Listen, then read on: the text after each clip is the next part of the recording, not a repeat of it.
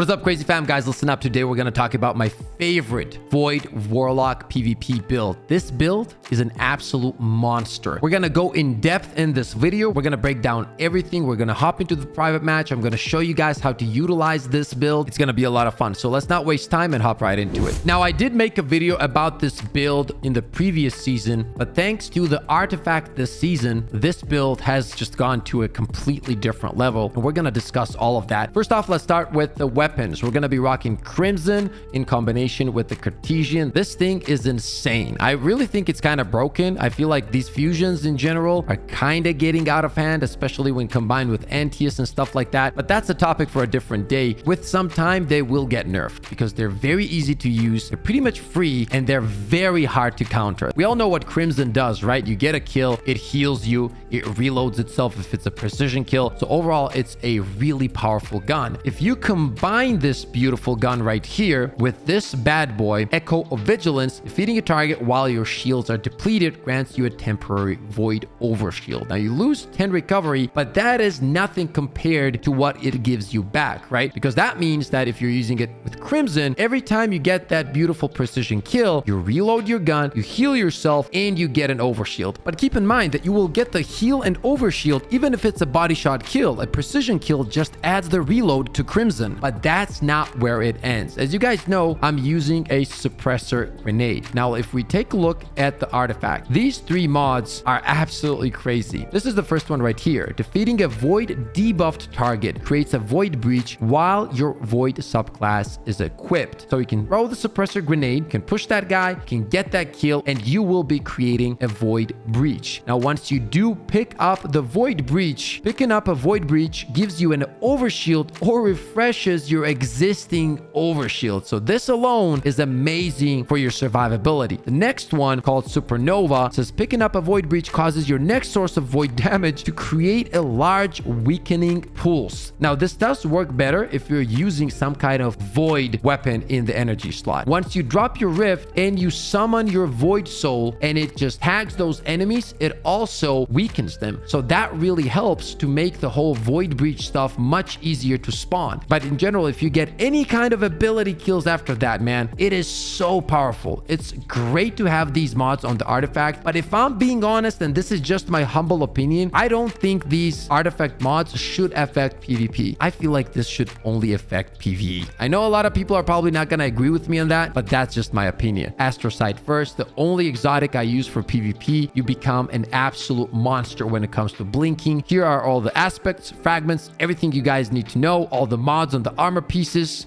If you're interested, you can pause this whenever you wish. It's one of my favorite builds in the game, actually. On top of that, do not forget how good Feed the Void is. Defeat a target with a Void ability to activate Devour. So you have crazy survivability, man. On top of that, if you're killing an enemy while they're hit with the Void Soul, you're getting your melee and grenade energy back. Now, let's quickly talk about Blink. I'm going to show you guys a few different ways to use Blink and a few little tips and tricks here and there. So if you want to be effective with Blink, number one rule is you want to make sure you start blinking when the enemy doesn't see you. So what does that mean? For example, if somebody's in this corner right here and you start doing this, you're pretty much dead. The reason for that is you're starting the blink in front of him, which gives him the time to react. But if you time it correctly and you do this, then it's a different story because they didn't even see that the blink started. And I see this a lot in Trials of Osiris. When I perform the blink correctly,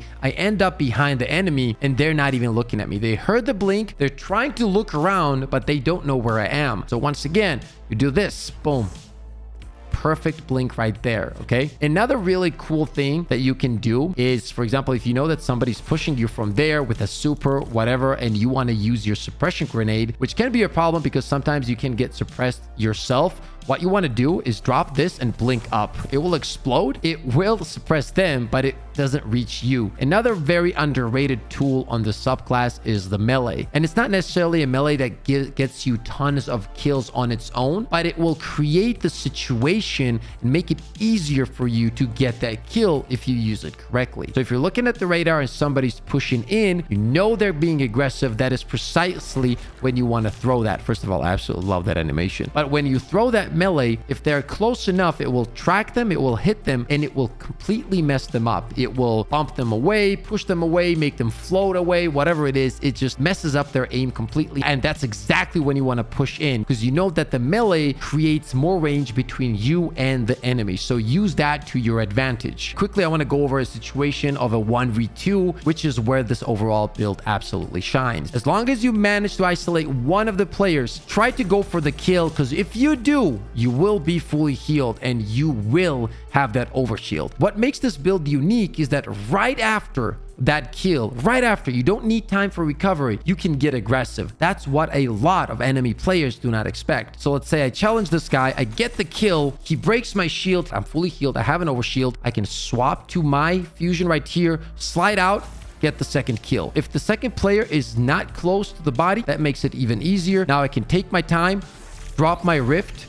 Thanks to the animation of the rift, I can pretty much get a 3-peek here, have more information on the enemy, and from this point on, I don't even have to rush at all because I have my Void Soul. I know that he's probably going to be coming for the res, so wait for it. Even if it's a single tag, my Void Soul attacks that enemy, and then I can get aggressive because I know that he's kind of panicking. He's not full HP anymore. If you don't want to push with your fusion like that, you can always blink from around the corner, end up probably behind him and get an easy kill. Now, we also discussed the void breaches. Let's say we got that first kill right here and our overshield after a few seconds is gone from the fragment. The void breach is still gonna be there, which means that if the enemy player is not there, I can push in, grab it, and move back to my position, or use that as a tool of aggression. So if I see the void breach on the ground, I know that as long as I just move towards that void breach, even if the second enemy is right over there or right over here, that means that I'm going into that fight. At the same time, I will get a free overshield, and it's a great tool for that aggression, for winning those 1v1s. Another thing I want to quickly discuss is the placement of the rift. Let's say somebody's over there,